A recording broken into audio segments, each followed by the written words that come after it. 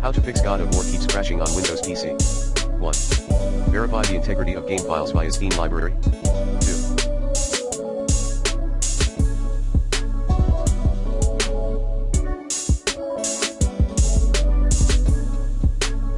Disable Steam in-game overlays. 3.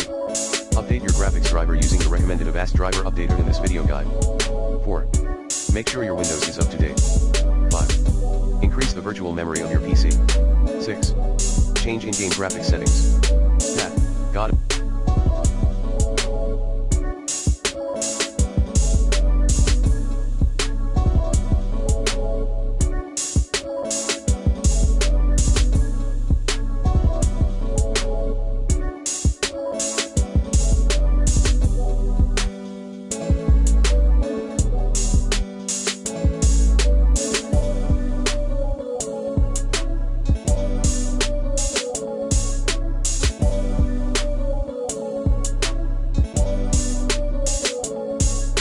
Settings display. 6.1 Set VSync to off. 6.2 for AMD GPU players, set Fidelity FX Super Resolution to balanced for performance. 6.3 Lower the graphics settings.